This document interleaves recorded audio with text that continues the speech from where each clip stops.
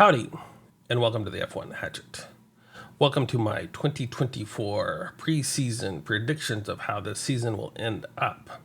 Now, if you haven't, I would suggest go see my video from 2023 post-season video and see how bad I did on that video of predicting the season from the beginning of that season to the end, and where they all ended up. And if you can guess, I probably got most, if not everything, wrong on that video in that season. So I'll probably get most things, if not everything, wrong on this season.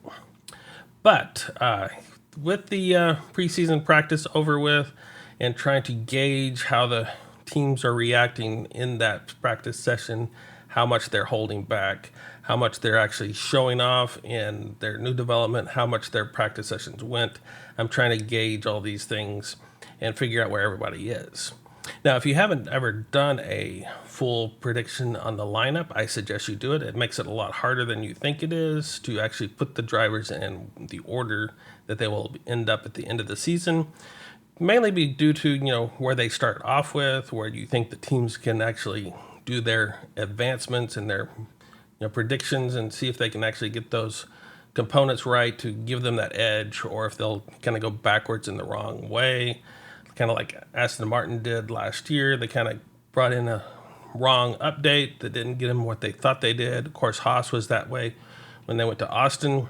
They had a nice big update that didn't really pan out for them. And so how are these teams going to develop throughout the year? How are the drivers going to handle those within the areas they are in fighting for the positions that they need? Can they get the points that they need, to bump them up in the driver's standings? So without further ado, I will go over here to my 20th through 11th prediction of the drivers.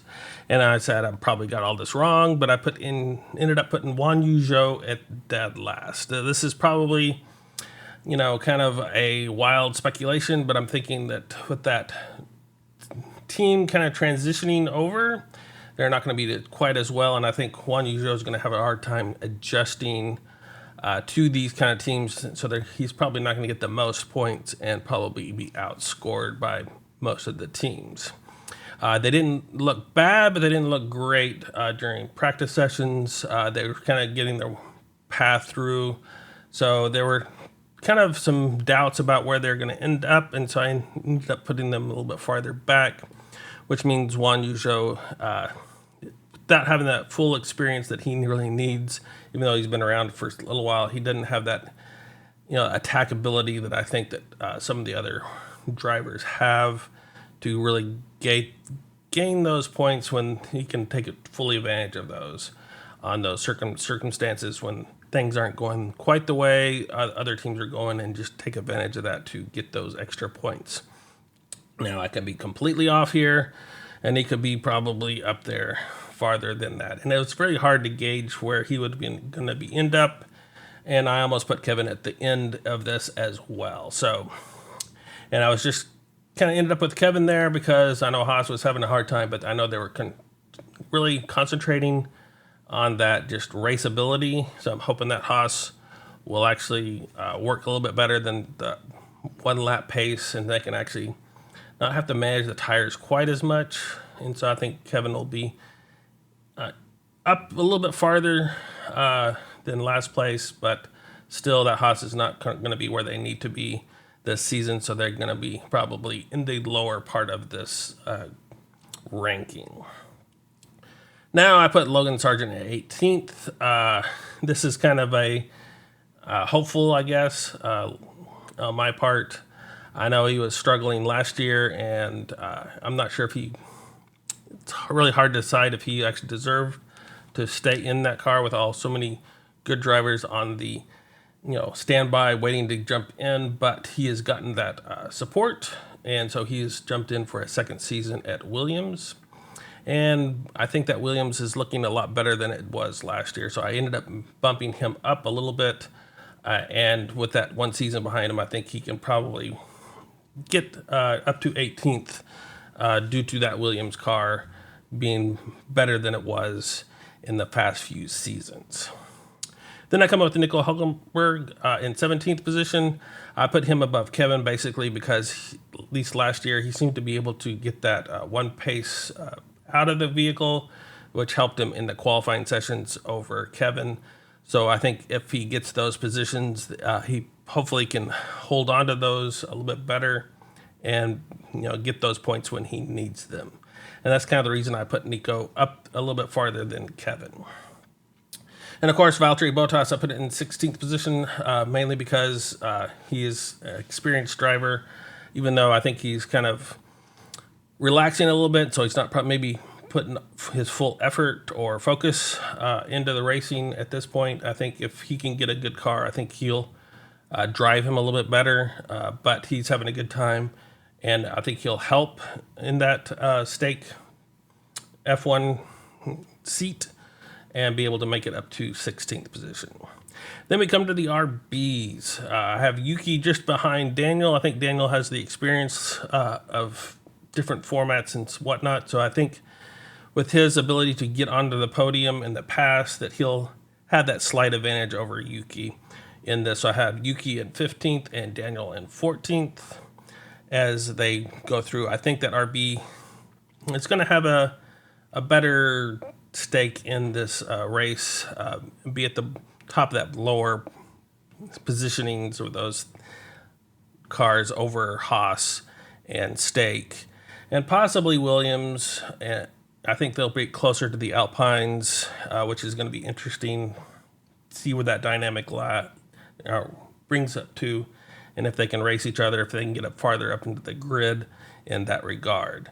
And I know there's some controversy over that relationship between RB and Red Bull and how much they gain from each other. And I know there's some issues there, and so but with that performance, possibly that might grow over time. But I think they have a good, at least, starting point. So if they can keep that car developed throughout the year, I think they'll do a decent job. Now I have Alex Albon in 13th. I think that Williams, as I said, is going to be better than it was last year, and I think he'll end up into that 13th position. But I think there's still the Alpines and the Aston Martins and other teams that they'll be behind in regards, but he'll be able to snag the points when he can with all the turmoil around him in these races. So I think he'll end up farther up in the grid, and I had to put him at 13th because I have a hard time seeing some of these other drivers be a little bit lower with them. So I ended up putting Alex Albon in that 13th position. Then we have Lance Stroll in 12th position. Even though that Aston Martin was looking relatively okay, I mean, they weren't looking great. And I know they're trying to play down some of that from last year of where they ended up starting the season off trying to kind of like give a nice, easy entrance to this. I did see some issues a little bit, that they were struggling a little bit more than I think they were hoping to during the practice sessions. Hopefully they can get hold of that throughout the season and actually develop that car to give them that extra speed and stability in that Aston Martin to actually compete for those front running positions.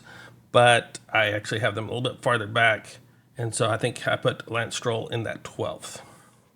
And I think Alpine, however you want to say that, with Pierre Gasly in 11th, and I had a hard time putting him in that 11th position.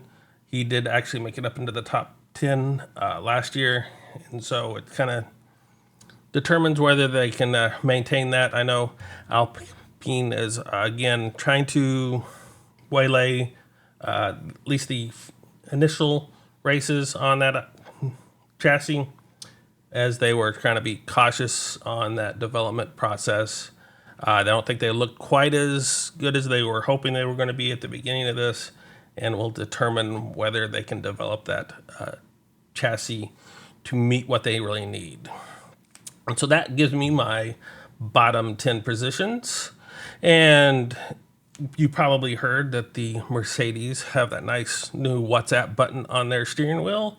And what do I have? I have a subscribe and a like button that you need to press as well. So if you could do that, I would love to see that. And of course, if you have your favorite YouTuber, I would assume that they would love that as well. Now, on to my top 10 driver positions. We have Esteban Ocon in that 10th position, just ahead of his teammate, and that was kind of a coin toss to figure out who would actually end up in front of the other one.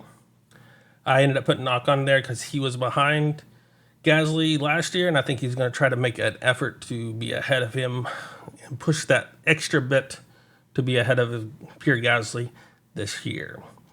Then we have the McLaren of Oscar Piastri in that 9th. I think he's still having that rookie-ish time, and he kind of pushes that car a little bit too hard, wear those tires out a little bit too fast in regards to his teammate. Even though that McLaren is looking fairly good, I think he's going to end up into that 9th position overall because of the teams that are ahead of him mainly. And so I had to drop him back into that 9th position. Now, George Russell, I put in 8th. I think Lewis is probably going to win him out again this year. But we'll have to see, because since Lewis made his announcement that he is leaving Mercedes after this season, they might put more effort on trying to get George Russell's car to his liking and do those development towards that regard instead of Lewis, which may drop them or swap them in the standings overall. But based on what I saw last year with Lewis taking over more of it, I had to put Lewis ahead of George. And then, of course, you're trying to cram in all the other drivers. And so that made me end up dropping George down to 8th position. So he could easily probably be up higher than that, but it was hard for me to really gauge with the other drivers to figure out who would be fit above him or not. So that comes to the 7th position, where I put Lando Norris in that other McLaren. I think Lando had a good showing and will probably continue that on up. He's just going to have to fight those top tier positions to see where he can actually end up in that McLaren. So that's where I came in with Sergio Perez in 6th. I think that Red Bull is looking stunningly and scarily good in that regard. And so that'll give him an advantage over what I was saying, like George and Lando, get him pushed up into that 6th position. Then we have, of course, Fernando Alonso in 5th position. I think his racecraft and his ability to get the most out of the vehicle will push him up into that 5th position above Sergio Perez. And that will give Aston Martin what they need to help in regard to that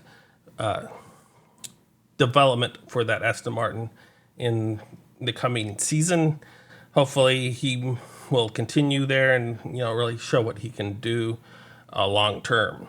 But of course, there's always that chance that he can jump over to Mercedes, since that position is open for next year. So we'll have to see how that plays out through this season, if that becomes an issue for him and where he wants to end up next year.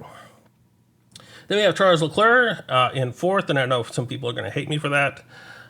He did outshine Carlos Sainz last year, but I think with Carlos getting dropped from Ferrari, I think it's going to give him that extra incentive to be pushed and really get that extra edge over his teammate to really show what he can do to make sure that he gets a good seat next year.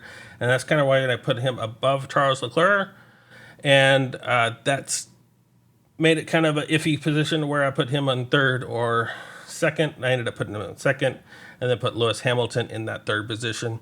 You can never count out Lewis in that Mercedes. And that Mercedes was looking decent, and they bringing some improvements and some interesting things, even though they changed more to the Red Bull style, the old Red Bull style, I should say. Side pods, they're kind of getting that development down, and I think that'll give them the confidence to really push forward. And they're also having some interesting development, which I'm kind of curious to more than anything to see if that actually gets developed any farther, and how well that's going to work with the front suspension that they can change on that new Mercedes, where that bar comes into that, the nose of that vehicle.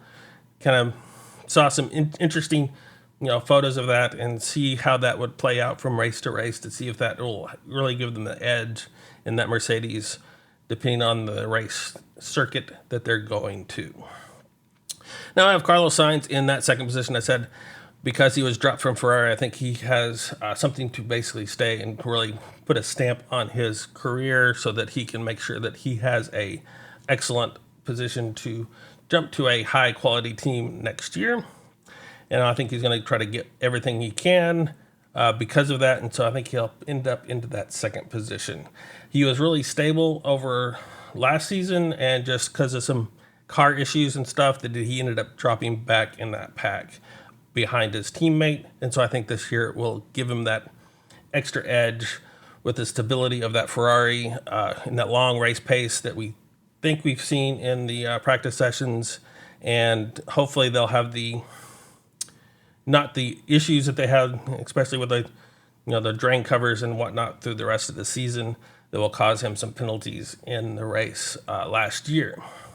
And of course, we have Max Verstappen in that first position. I don't think anyone will really put pressure on him that much. I think there might be a few races, unlike last year, that other people will get first, just due to some other circumstances. They may be closer, but every time I saw that Red Bull, it was very stable.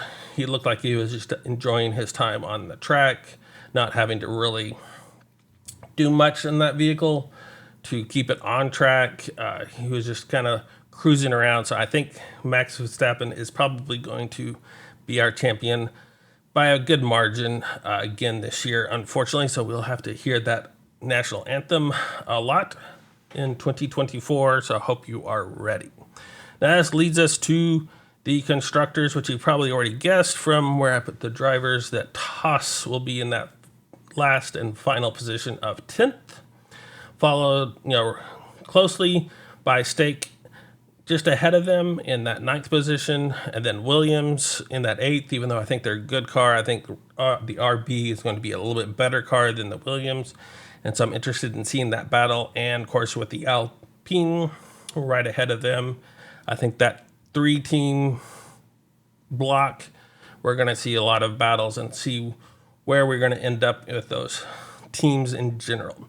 Then we have, of course, the Aston Martin and McLaren and Mercedes. I think is going to be the next block of real racing, with Mercedes probably being able to develop throughout the year a little bit better than McLaren. I think from my previous experience, they seem to have that knack of bringing the right upgrades to this circuit and moving forward, where Aston Martin and McLaren are a little bit late on those, and when they bring those, they don't always necessarily work the way they were intending them to.